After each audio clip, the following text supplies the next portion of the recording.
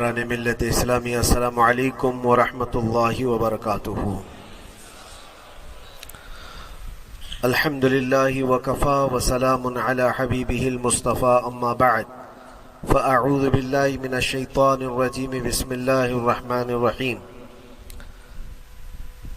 ارأیت من اتخذ الہہ ہواہ افانت تکون علیہ وکیلا ام تحسب ان اکثرهم يسمعون او يعقلون انهم الا كالانعام بل هم اضل سبیلا۔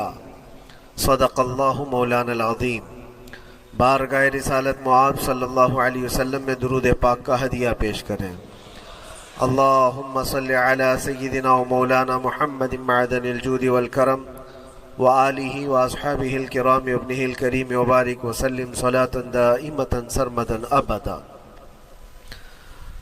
رب ذوالجلال قرآن عظیم میں یوں ارشاد فرماتا ہے، اے رسول کیا آپ نے نہیں دیکھا ان لوگوں کو جنہوں نے اپنی خواہشات کو اپنا خدا بنا لیا ہے، اپنی خواہشات کو اپنا معبود بنا لیا ہے، جو وہ چاہتے ہیں اسی کے پیچھے بھاگتے ہیں، اس کی عبادت کرتے ہیں۔ اور اللہ تعالیٰ فرماتا ہے، اے نبی کیا آپ ایسوں کی سفارش کریں گے اور ایسوں کے آپ وکیل بنیں گے جو اپنے خواہشات کے پجاری ہیں؟ اور اللہ فرماتا ہے ان میں سے تو اکثر ایسے ہیں کہ انہیں عقل نہیں ہے، وہ جانوروں سے بھی بدتر ہیں، جو اپنے خواہشات کے پیچھے بھاگ رہے ہیں۔ شیخ اعظم سیدنا محی الدین ابن عربی رحمۃ اللہ تعالی علیہ، ان کی کئی چیزیں لوگوں میں ایسی بھی مشہور تھی کہ شیخ محی الدین ابن عربی ایسے ایسے الفاظ بول جاتے ہیں جو شریعت میں ہوتے نہیں ہیں۔ بہت سارے مسائل ان کے ہیں، لیکن ایک بار شیخ محی الدین ابن عربی بیٹھے ہوئے تھے، کرسی پر ہیں، سامنے مریدین بھی ہیں، بہت سارے ملنے والے لوگ بھی آئے ہوئے ہیں۔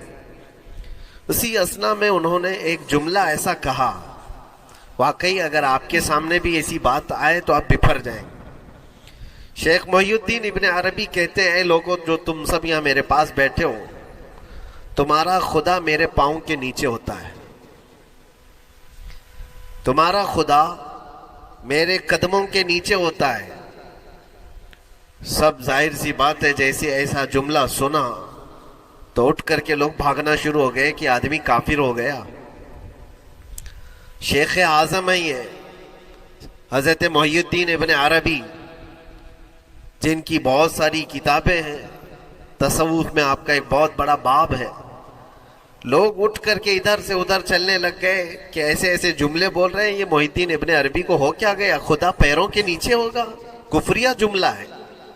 سب تو چلے گئے، دو باقی رہ گئے جو مخصوص مریدین میں سے تھے۔ انہوں نے کہا کہ حضور جو جملے سنے ہم کو بھی کانوں پر یہ وزن لگ رہے ہیں، لیکن کیوں کہا آپ نے ایسا؟ اس کا کچھ معنی ہے؟ آپ جیسے عظیم المرتبت بزرگ سے ایسا جملہ کیسے ممکن ہے؟ انہوں نے فرمایا کہ ان سب کو بھی تو یہ پوچھنا چاہیے تھا میرے بولنے کا مطلب کیا ہے، فوراً بدگمانی کیا اور بھاگ گئے۔ تم دو باقی رہ گئے، میں بتاتا ہوں کہ میں نے یہ جملہ کیوں کہا تھا۔ تو کرسی پر بیٹھے تھے اور چٹائی نیچے بچھی ہوئی تھی یا قالین بچھی ہوئی تھی جس پر لوگ بیٹھے ہوئے تھے۔ آپ نے اپنے ان دو مریدین سے کہا یہ چٹائی اٹھاؤ۔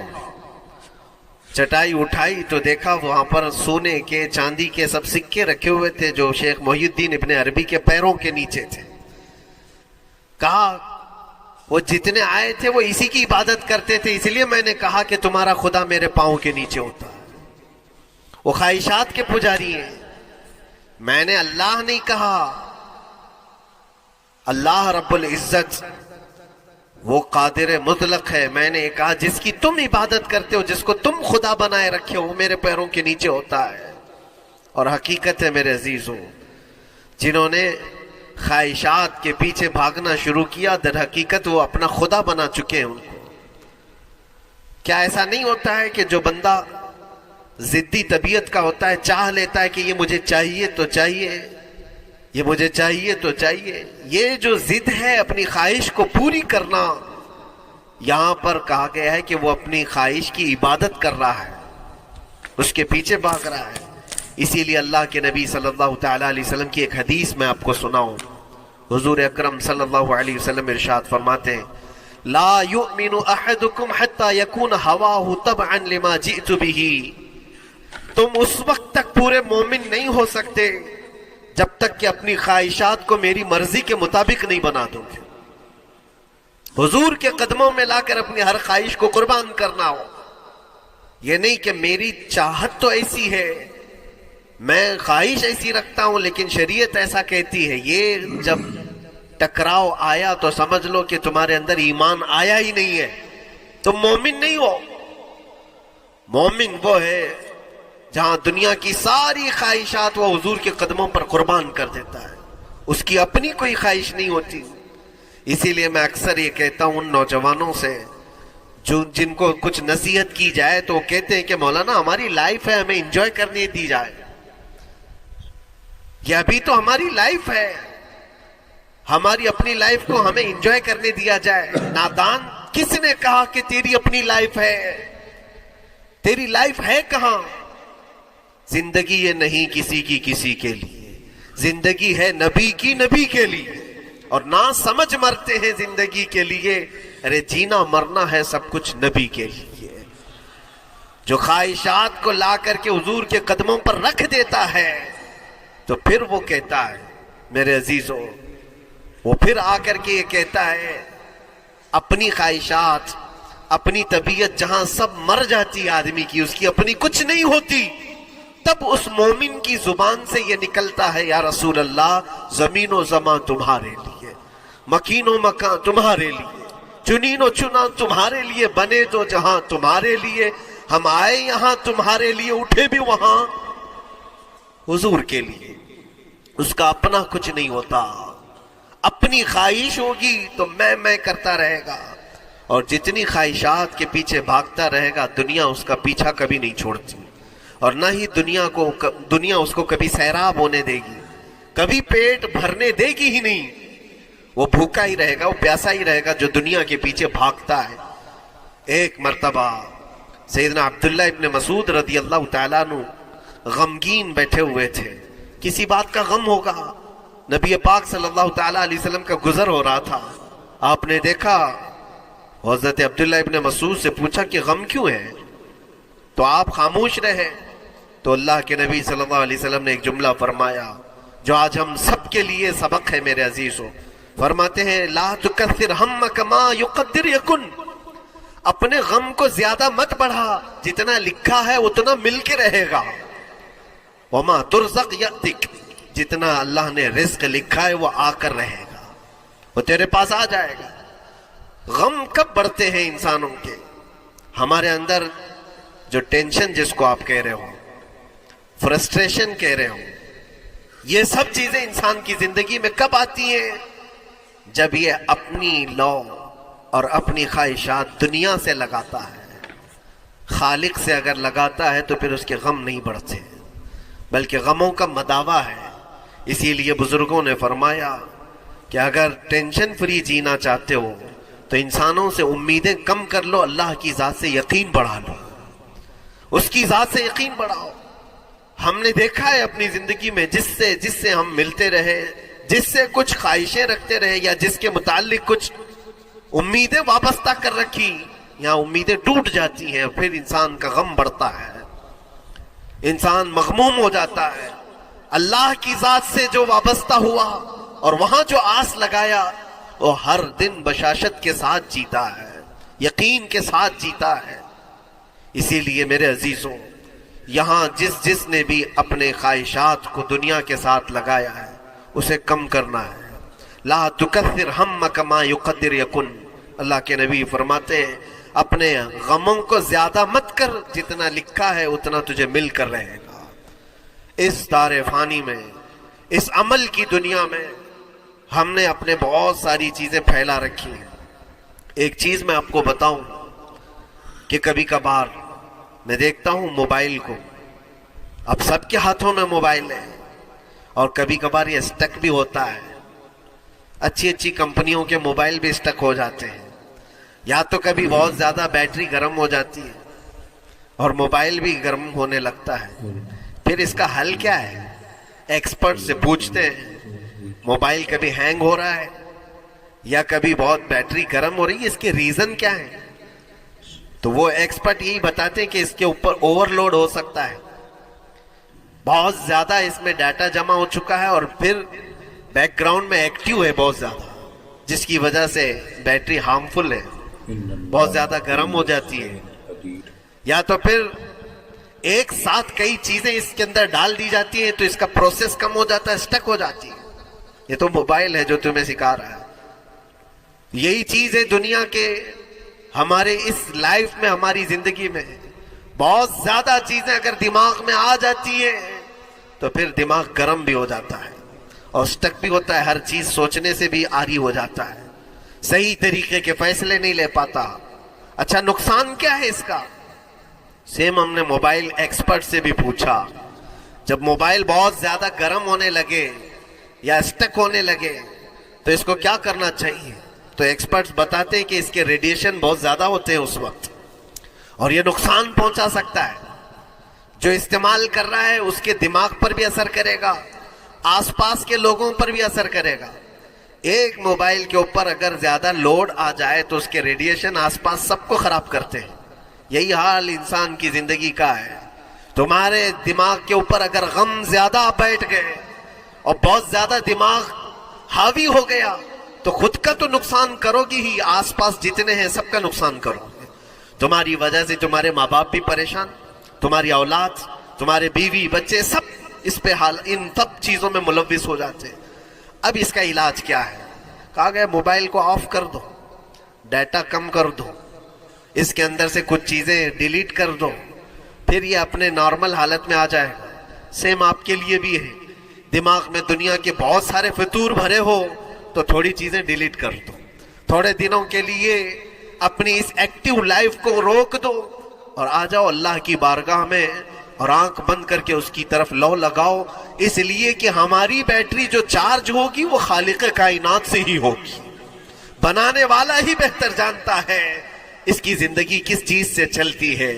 اور اسی لیے کہا ہے, امام غزالی رحمۃ اللہ تعالی علیہ فرماتے ہیں جو بندہ اللہ کے ذکر سے کئی دن تک غافل ہوتا ہے تو مردہ لاش ہے جو چل رہا ہے, بازاروں میں جو چل پھر رہا ہے, ذکر الہی نہیں کرتا تو اس کی روح ختم ہونے کے قریب آئی ہے, یہ زندہ لاش ہے. یہاں زمانے ہو گئے, مہینوں بیت گئے, برسوں ہو جاتے ہیں, کتنے دن ایسے ہیں آپ نے اللہ کے ذکر کے لیے الگ سے وقت نکالا ہو؟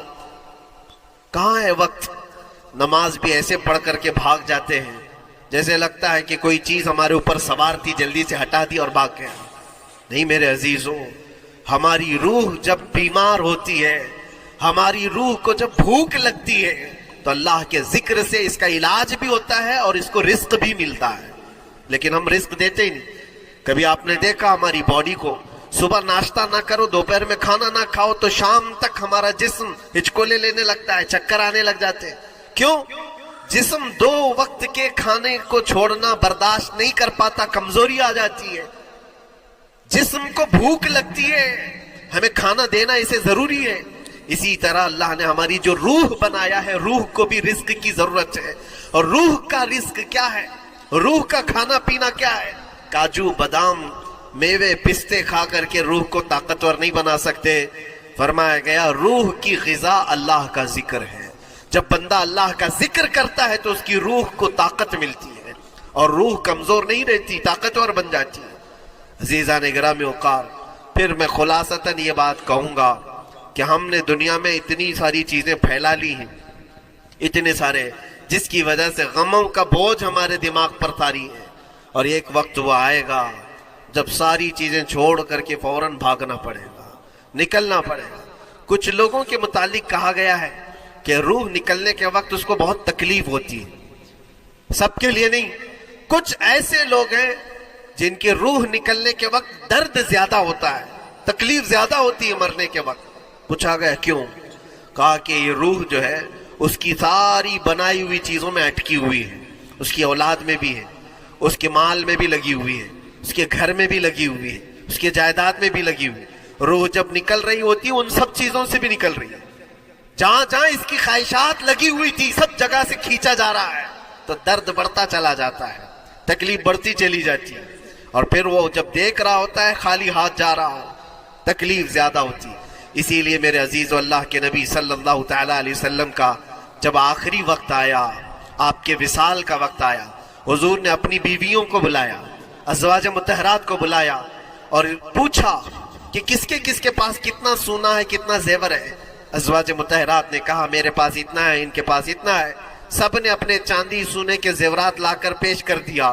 حضور پاک صلی اللہ علیہ وسلم نے فرمایا اے میری بیویوں، اے میری ازواج، اگر تم چاہو تو یہ سب اللہ کی راہ میں خیرات کر دو، اللہ کی راہ میں اس کو وقف کر دو، خیرات کر دو۔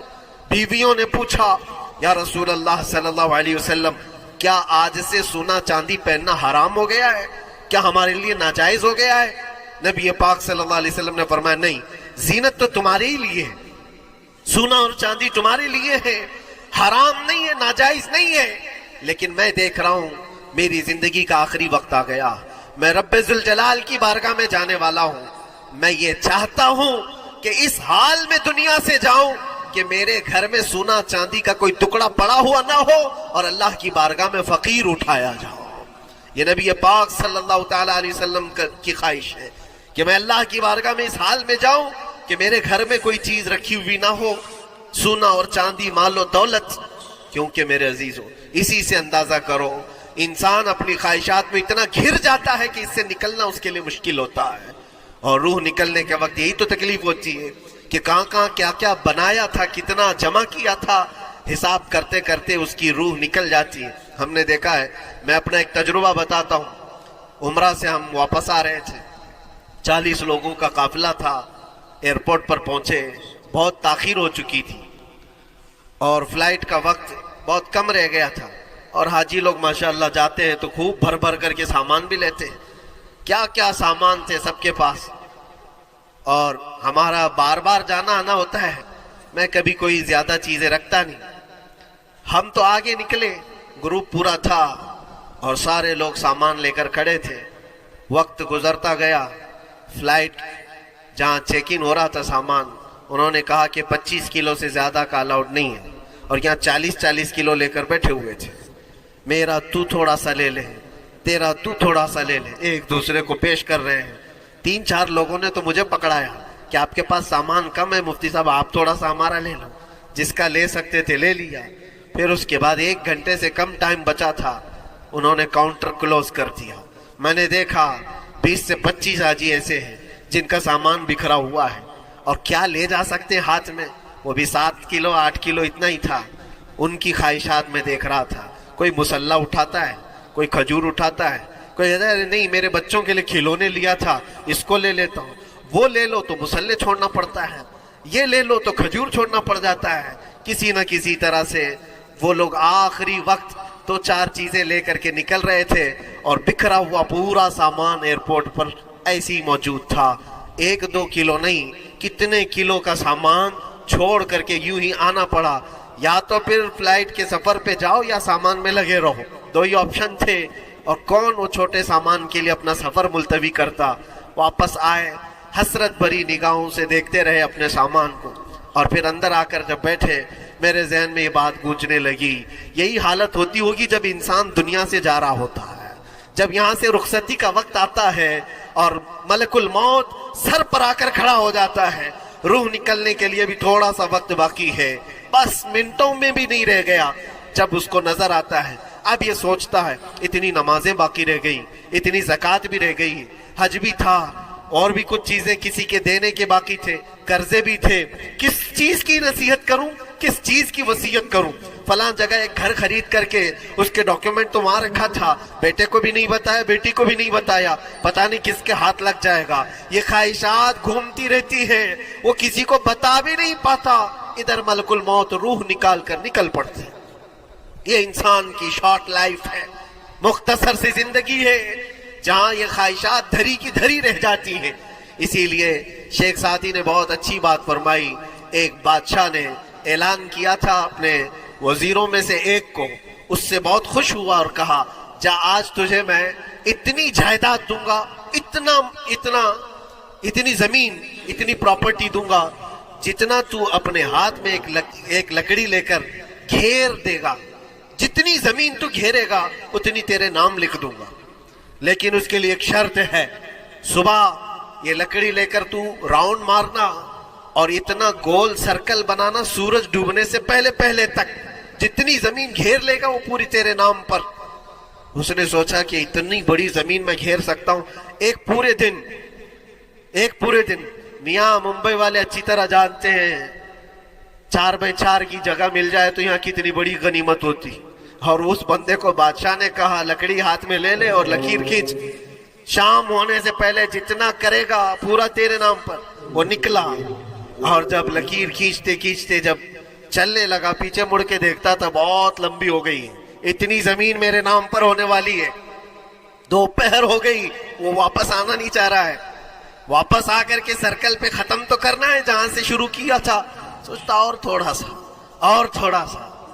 اور تھوڑا کرتے کرتے وہ اثر ہو گئی اس کی۔ اب اس کو لگا کہ واپس پلٹنا چاہیے، کئی کلومیٹر ہو گئے تھے، اتنے کلومیٹر کی زمین اب وہ اپنے نام پر کروانے والا تھا، لیکن جب واپس پلٹنے کا وقت آیا سانس پھولنے لگ گئی، کیونکہ صبح سے چل رہا ہے، کھایا بھی نہیں ہے، پیا بھی نہیں ہے، جس چیز کو جمع کرنے کے لیے دوڑتا رہا۔ اب سورج پیلا پڑ گیا، ڈوبنا کے وقت قریب آنے لگا تو اب بھاگنا شروع کیا۔ بادشاہ اور اس کے وزیر انتظار کر رہے تھے کہ یہ لوٹے گا بھی۔ اب دیکھا بڑی دور سے یہ دوڑتا آ رہا ہے، اپنی لکڑی کو لکیر زمین پر کھینچتے ہوئے کہ جلد سے جلد اپنے اس پوائنٹ پر پہنچ جاؤں جہاں سے شروع کیا تھا۔ سانس پھولنے لگ گئی، دوڑتے ہانپنے لگ گیا، سورج ڈوبنے کے قریب آ گیا، آخری کرنیں باقی تھی اور اس کا پوائنٹ بھی قریب آ گیا تھا۔ دوڑتے کسی طرح سورج غروب ہونے سے پہلے پہنچ گیا وہاں پر، لیکن کثرت سے بھاگنے کی وجہ سے ٹھوکر کھا کر کے گر گیا اور اپنے اس پوائنٹ پر لکڑی لا کر کے جمع کر دیا۔ بہت بڑا سرکل، بہت بڑی لکیر کھینچا تھا، لیکن ایسا گرا کہ دوبارہ اٹھ نہیں سکا۔ جب سپاہی اٹھانے کو آئے تو اس کی موت ہو چکی تھی، اس کی روح نکل چکی تھی، اتنا دوڑا تھا اس کی روح نکل گئی۔ بادشاہ نے کہا اس نے صبح سے لے کر شام تک اپنے نام جائیداد کرنے کے لیے اتنی دوڑ لگائی، بہت لمبی لکیر کھینچا، اتنی بڑی پراپرٹیز کے نام پر ہوتی، لیکن عقل مند دانشور تھا بادشاہ۔ اس نے کہا جہاں یہ گرا ہے وہیں اس کو دفن کرو، اور اس کے بعد اس کی قبر پر لکھا گیا تھا کہ اس کو ضرورت اتنے 2 گز زمین کی تھی، دوڑتا کتنا لمبا رہا، صبح سے شام تک اتنی لمبی لکیر کھینچ لیا، لیکن سونے کے لیے اس کو جو جگہ چاہیے تھی وہ بس اتنی ہی سی تھی، وہ 6 فٹ کی جگہ۔ عزیزان گرامی، یہ ایک زندگی کے کسی کا حادثہ ہو سکتا ہے، لیکن میں نے دیکھا ہے کہ تقریباً سب کی لائف میں یہی ہے، ہم اپنی خواہشات کے پیچھے اتنی تیز دوڑتے رہتے ہیں، لیکن جس چیز کی ہمیں ضرورت ہے اس کی طرف ایک بار بھی نظر نہیں کرتے۔ کون سی چیز ہے جس کی ہمیں ضرورت ہے؟ وہ ہمیشہ کی زندگی آخرت کے لیے جو چیز چاہیے وہ اللہ کا ذکر ہے، وہ رب ذوالجلال کی ذات پر یقین اور توکل ہے۔ آج اللہ نے صحت و سلامتی کے ساتھ زندگی دی ہے تو وقت نکالو اور بارگاہ رب العزت میں آ جاؤ۔ میرے عزیزوں، آخری بات عرض کرتا ہوں، خواہشات جہاں ختم ہونی چاہیے وہ کیسی ہے؟ اللہ کے نبی صلی اللہ تعالی علیہ وسلم مجلس میں بیٹھے، ایک صحابی کا مسئلہ ایسا تھا کہ وہ صبح جلدی دوڑ کر کے چلے جاتے تھے۔ صحابہ نے ان کی شکایت کی کہ یہ فجر میں اتنی جلدی چلے جاتے ہیں کہ کسی سے ملتے ہی نہیں۔ حضور نے پوچھا کہ وجہ کیا ہے؟ ان سے پوچھا گیا تو انہوں نے کہا یا رسول اللہ صلی اللہ علیہ وسلم، میرا گھر ایک یہودی کے گھر سے لگا ہوا ہے، اور یہودی کے گھر پہ ایک کھجور کا درخت ہے جس کی شاخیں میری آنگن میں بھی آتی ہیں، اور پکی کھجوریں صبح صبح میرے آنگن میں گر جاتی ہیں۔ میں اس لیے جلدی دوڑ کر کے جاتا ہوں، میرے بچے اٹھنے سے پہلے وہ کھجوریں جمع کر کے میں اس یہودی کو دے دوں کہ کہیں انجانے میں میرا کوئی بچہ وہ کھجور کھانا لے، ہمارے لیے وہ حلال نہیں ہے۔ یہ صحابی رسول کا عمل تھا۔ اللہ کے نبی صلی اللہ علیہ وسلم نے فرمایا اپنے بچوں کو حلال کھلانے کے لیے اتنی فکر۔ عزیزان گرامی وقار، آپ سنیے، یہ تو حالات ایسے ہو گئے یہاں بڑے بڑے درخت ہی نگل گئے, کھجور تو چھوڑے, ڈکار بھی نہیں. حرام چیزوں کے اوپر تو کئی لوگوں کی زندگی آباد. خیر, حضور پاک صلی اللہ علیہ وسلم نے ان کا مسئلہ دیکھ کر کے, ان کی تکلیف کو دیکھ کر کے اپنے صحابہ میں اعلان کیا, کوئی ہے جو اس یہودی کا درخت خرید کر کے میرے اس صحابی کو دے دے, میں اسے جنت میں پورا باغیچہ عطا کروں. تو پھر اس کو حاصل کرنے کے لیے ایسی دوڑ لگتی تھی, سب گئے میں حاصل کر لوں, میں حاصل کر لوں. اب اس یہودی کو منانا تھا کہ تو ایک درخت جو ہے اپنے پڑوسی کو بیچ دے, آنگن میں اس کے ہے, بیچ دے. اب اس کو لگا کہ ان لوگوں کی ضرورت ہے, مجبوری ہے, تو وہ بھی اکڑ کر بیٹھا کہ مجھے بیچنا نہیں, مجھے دینا نہیں. اب سنیے میرے عزیزوں, مدینے میں ایک صحابی ہیں ابو دحداح, اللہ اکبر, کبھی میں پڑھتا ہوں تو حیرت ہوتی. ابو دحداح مدینے کے اس صحابی کا نام ہے جن کا باغیچہ پورے مدینے میں سب سے مشہور ہے. ان کی کھجوریں سب سے مہنگی کھجوریں, اوالی مدینہ آج بھی مشہور ہے, جہاں کی اجوا کھجوریں بہت پسند کی جاتی ہیں. ابو دحداح کا باغیچہ بنا ہوا تھا, بڑا خوبصورت تھا, لوگ مثال دیتے تھے, تعریفیں کیا کرتے تھے, ابو دحداح کا باغیچہ مدینے میں سب سے قیمتی باغیچہ ہے. ابو دحداح حضور کی بارگاہ میں آتے ہیں, کہتے یا رسول اللہ صلی اللہ علیہ وسلم, اگر میں اس ایک درخت کو خرید کر کے وقف کر دوں تو کیا میرے آقا مجھے بھی ملے گا جنت میں؟ اللہ کے نبی نے فرمایا جو میں نے وعدہ کیا ہے وہ تجھے بھی عطا کیا جائے گا. ابو دحداح کہتے اس یہودی کے پاس سیدھے آتے, کہا کہ تو ایک درخت بیچ دے گا, بدلے میں تجھے بہت اچھی قیمت دیتا ہوں. اس نے کہا کیا دو گے؟ کہا مدینے میں ابو دحداح کا باغیچہ تمہیں پتا ہے؟ اس نے کہا ہاں جانتا ہوں, نام بہت سنا ہوا ہے. کہا وہ پورا باغیچہ اس ایک درخت کے بدلے دے دیا جائے گا, ایک درخت کے بدلے دے دیا جائے گا. اس یہودی نے کہا کیا مذاق کر رہے ہو, یہ کیا مذاق ہے؟ میرے آنگن میں اگے ہوئے ایک درخت کی وجہ سے ابو دحداح کا اتنا قیمتی باغیچہ دے دیا جائے گا, یہ کیسے پاسبل ہے؟ اس صحابی نے کہا اللہ کے نبی کی بات ہے, ہم مذاق نہیں کرتے, ہمارے لیے وہ ایک باغیچہ کیا ایسے 70 باغیچے ہوں, نبی پاک کی بات پر ہم سب عطا کر دیں, سب ہم وقف کر دیں. اس یہودی نے کہا کہ ان کی تو مت ماری گئی ہے مسلمانوں کی, یہ دیکھو اپنے نبی کی بات پر اتنا قیمتی باغیچہ مجھے دینے کو تیار ہے.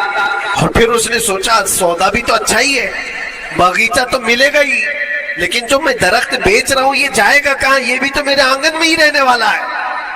درخت اگر کوئی خرید لیا تو ایسا تو نہیں ہے کہ یہ درخت وہاں جائے گا, یہ تو میرے آنگن میں ہی ہے. سودا کر لیا. کہا بات اگر سچی ہے تو میں یہ درخت اپنے پڑوسی کو جو تمہارا دوست ہے مسلمان اس کو دے رہا ہوں, بدلے میں مجھے ایک باغیچہ دے دو.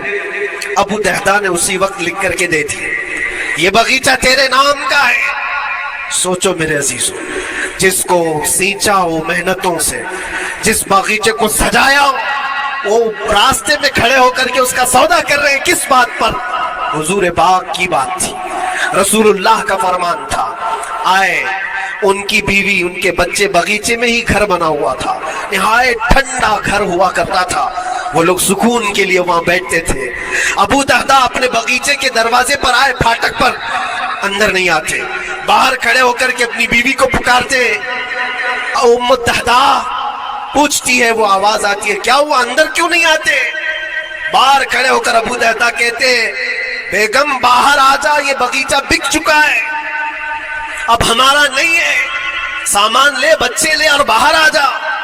بیوی نے کہا یہ کیسے اچانک؟ نہ کچھ کہا نہ کچھ بتایا, لیکن وہ عورتیں دنیا دار عورتیں نہیں تھی. وہیں سے اندر سے کہتی ہے ابو دحداح میرا تم پر یقین ہے, اگر سودا کیا ہوگا تو بہت بھاری سودا کیا ہوگا, ورنہ ابو دحداح کا باغیچہ مدینے میں بیچے جانے کے قابل نہیں ہے. کون ہے جو اس کی قیمت لگائے گا؟ میرا گمان یہ ہے کہ میرا شوہر اگر سودا کیا ہوگا تو بہت اونچا سودا کیا ہوگا. ابو دحداح نے کہا میری رفیق حیات باہر تو آ جا, میں تجھے بتاؤں کون سا سودا کیا ہے, باہر آ جا. بچوں کو لیتی اپنا سامان سمیٹتی ہے اور اسی وقت باغیچہ چھوڑ کر کے باہر نکل آئی۔ ابو دہدا سے پوچھتی ہے یہ اچانک سودا کرنے کی کیا ضرورت پیش آئی؟ یہ اس طرح سے اچانک تم نے سودا کر لیا اور مجھے باہر بلایا؟ کیا سودا کیا؟ کتنے پہ بیچا؟ ابو دہدا نے کہا میرے ہاتھ میں پیسہ تو 1 روپیہ نہیں، 1 درہم نہیں ہے۔ کہا پھر کتنے میں بیچا؟ کہا اندازہ بھی نہیں کر سکتی۔ اللہ کے نبی نے فرمایا میرے اس صحابی کے لیے جو ایک درخت خرید کر کے دے دے اسے میں جنت کا باغیچہ عطا کروں گا۔ میں نے اپنے دوست مسلم بھائی کے لیے اس کا درخت خرید کر کے وقف کیا ہے اور بدلے میں اس یہودی کو یہ باغیچہ دے دیا ہے۔ بیوی وہ نہیں تھی جو یہ کہتی کہ مت ماری گئی ہے تیری، گھر بیچ کے آ گیا، فلاں کر کے آ گیا۔ وہ دنیا دار عورت نہیں تھی، ہاتھ اٹھاتی ہے اور سر پر رکھتی ہے اور کہتی ہے ابو دہدا مجھے تمہارے بارے میں یہی یقین تھا، قسم رب ذوالجلال کی اگر وہ یہودی اس باغیچے پر نہیں مانتا تو ہمارے پاس اور جو کچھ تھا سب دے کر کے ہم نبی پاک کی بات پر عمل کر لیتے۔ حضور کی بات تھی، وہ یقین تھا، دنیا دے دیا، خواہشات قربان کر دیا قدم مصطفیٰ پر۔ اسی لیے اقبال نے کہا ہے کہ جو کچھ بھی ہمارے پاس ہے وہ نام مصطفیٰ سے ہے۔ آبروئے ماز نام مصطفیٰ، ہم سب کی عزت و آبرو مصطفیٰ کے نام سے ہے۔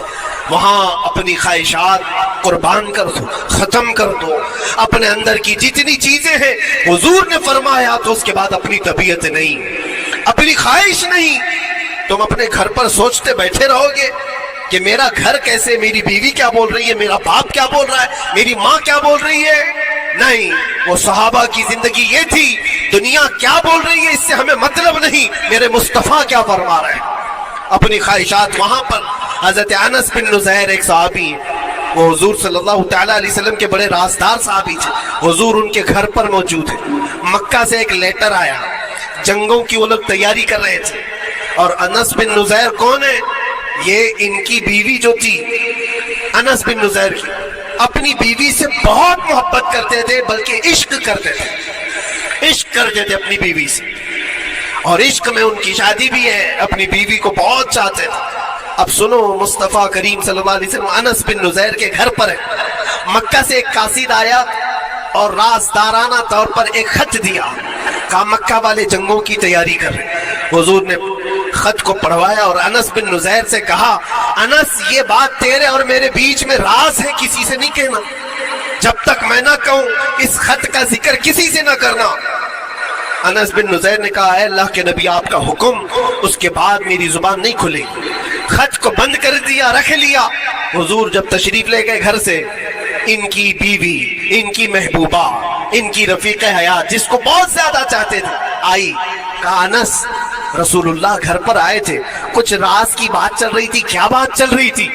انس بن نزیر نے کہا دیکھ میری بیگم، محبت اپنی جگہ پر، وہ میرے مصطفیٰ کا راز وہ میں نہیں شیئر کر سکتا، وہ نہیں بتا سکتا۔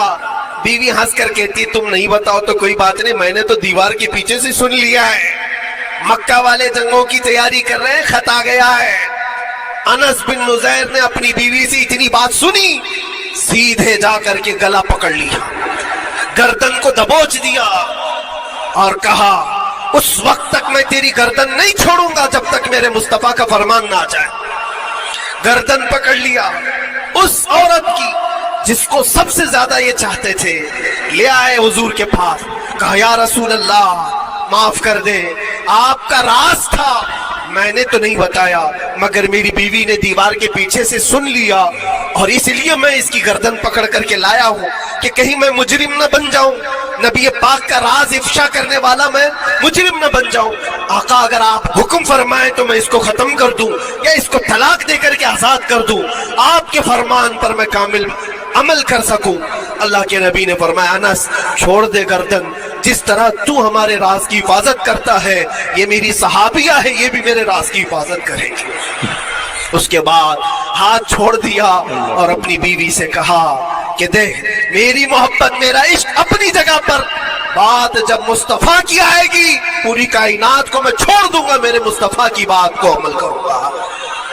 اور اس بیوی نے بھی یہی کہا انس اگر تو مجھے راز بتا دیتا حضور کا، عشق میں ڈوب کر کے، محبت میں ڈوب کر کے، تو جو گلا تو نے میرا پکڑا، کل میں تیرا گلا پکڑ کر حضور کے پاس لاتا کہ حضور یہ آپ کی غلامی کے قابل نہیں ہے۔ یہ ان کا کمال درجے کا ایمان تھا، اپنی خواہشات کو قربان کر دیا۔ ایک مدینے کی خاتون ایسی ہے، سب سے زیادہ حسین و جمیل لڑکی ہے، حضور کے پاس ایک حبشی کالے رنگ کے صحابی ہیں، آئے کہا یا رسول اللہ مجھ سے کوئی شادی نہیں کرتا۔ حضور نے فرمایا کہ جا میں تیری شادی کے لیے ایک جگہ پر پیغام بھیجتا ہوں، اور بھیجا اس لڑکی کے گھر۔ انصاری صحابی کی ایک لڑکی اتنی خوبصورت ہے مدینے میں، ان کے گھر بھیجا۔ یہ تو حبشی قسم کے تھے، یہ ایک پیغام لے کر کے جب آئے، ماں باپ باہر بیٹھے ہوئے، لڑکی اندر ہے۔ ماں باپ نے دیکھا کیوں آئے ہو؟ کہا میں پیغام لے کر آئے۔ کس چیز کا؟ آپ کی بیٹی سے نکاح کا۔ کس نے بھیجا؟ کہا اللہ کے رسول نے۔ ماں اور باپ ہیں، شکل و صورت دیکھی اور ان کی حسینہ بیٹی۔ کہا ٹھیک ہے تم جاؤ واپس، ہم حضور سے بات کر لیں گے۔ اتنا ہی کہا، ٹال دیا ہوگا۔ وہ صحابی جو آئے تھے کالے رنگ کے، انہوں نے کہا یہ تو روز کی بات تھی، ہر جگہ ریجیکٹ ہوتا ہی تھا، میرے لیے تعجب کی بات نہیں تھی، میں تو واپس آیا حضور کے پاس۔ ہوا گھر میں کیا، اندر جوان لڑکی جو گھر میں موجود تھی بھر آئی، کہا ماں باپ سے پوچھتی ہے کہ ماں کون آیا تھا؟ کہا ایک نوجوان نکاح کا پیغام لے کر کے۔ اس خاتون نے کہا، لڑکی نے کہا آپ نے کیا کہا؟ کہا ہم بات میں بات کر لیں گے۔ کہا آپ کو اندازہ نہیں آپ نے کتنی بڑی خطا کی ہے، اللہ کے نبی کا فرمان آیا تھا اور آپ نے ٹال دیا، میں تیار ہوں اس کے ساتھ نکاح کرنے کے لیے، نبی پاک کا حکم ہے۔ ماں باپ نے کہا بیٹا تو نے دیکھا ہے، بیٹا تو نے دیکھا جو پیغام لے کر کے آیا تھا وہ تیری میچنگ کا ہے یا نہیں، تو نے دیکھا؟ اس نوجوان نے کہا، اس لڑکی نے کہا میں نے پیغام لے کر آنے والے کو تو نہیں دیکھا، آمینہ کے لال کو تو دیکھا ہے، جس نے پیغام بھیجا ہے اس کو دیکھا ہے، اس کے حکم کے بعد پھر کسی کو دیکھنا بنتا ہی نہیں ہے۔ وہ دونوں ماں باپ دوڑتے ہوئے حضور کے پاس آئے، اور وہ صحابی ابھی بتا ہی رہے تھے کہ میں ریجیکٹ ہو کر کے آیا ہوں، تبھی ماں باپ بھی دوڑ کر کے آئے، کہا یا رسول اللہ خطا ہو گئی، ہم نے تاخیر کی آپ کے حکم میں، اے اللہ کے نبی ہم راضی ہیں اپنی بیٹی کا نکاح انہی کے ساتھ کریں گے جن کا پیغام آپ نے بھیجا ہے۔ کیا اپنی خواہشات کو حضور کے قدموں میں لا کر قربان نہیں کیا؟ لیکن نکاح ہوا بھی، وہ نوجوان عبداللہ اسود نکاح کا ہے، حضور نے نکاح کروا دیا مسجد نبی، اور حضرت عثمان سے کہا کہ ان کو کچھ پیسہ دے دو، مال دے دو، شادی کا سامان تو خرید لے، جہیز لے لے، اپنا گھر سجا لے۔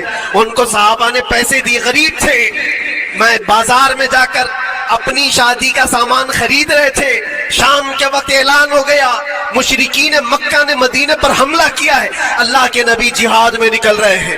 یہ عبداللہ اسود جن کا نکاح مسجد میں ہوا اور رات کو سہاگ رات آج تھی، آج اپنے گھر دلہن لانے والے تھے، جو گھر سجانے کے لیے سامان خریدنا تھا جا کر کے گھوڑا خرید رہے، تلوار خرید رہے، اور اس کے بعد جنگ میں استعمال ہونے والا سامان خرید رہے، سب پیسے خرچہ کر دیے جنگ کے استعمال کے، زیرہ خرید لی، وہ ٹوپی خرید لی لوہے کی، سب خرید کر کے سیدھے میدان جنگ میں آ گئے۔ صحابہ بھی پہچان نہیں رہے تھے، صحابہ بھی نہیں پہچان رہے تھے، وہ غریب صحابی کبھی گھوڑے پر نہیں بیٹھے، لیکن شادی کا پورا پیسہ یہ جنگ کے سامان میں لگا دیا۔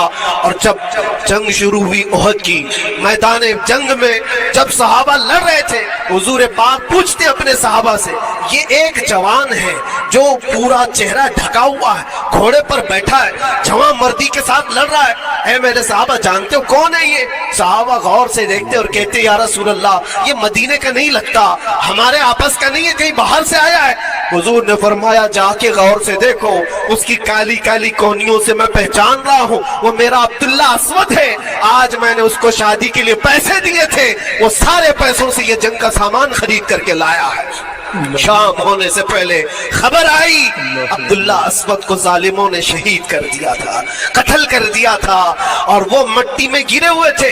حضور خود چل کر کے آئے، عبداللہ اسود کے پاس آ کر کے بیٹھتے ہیں اور سر اٹھا کر کے اپنی گود میں رکھتے ہیں، چہرے سے دھول کو صاف کرتے ہیں اور پھر فرماتے ہیں اللہ کے کچھ بندے ایسے ہیں جو اللہ سے کیا ہوا وعدہ پورا کر کے دکھاتے ہیں، ساری دنیا ایک طرف، فرمان مصطفیٰ ایک طرف۔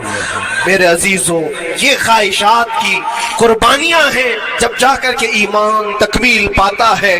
بس اخیر میں اتنا کہوں گا، ہمارا ایمان صرف اتنا ہونا ہے، انہیں جانا انہیں مانا، نہ رکھا غیر سے کام۔ للہ الحمد میں دنیا سے مسلمان گیا۔ اٹھو، قوت عشق سے ہر پست کو بالا کر دو، دہر میں نام محمد سے اجالا کر دو۔ وآخر دعوانا الحمدللہ رب العالمین۔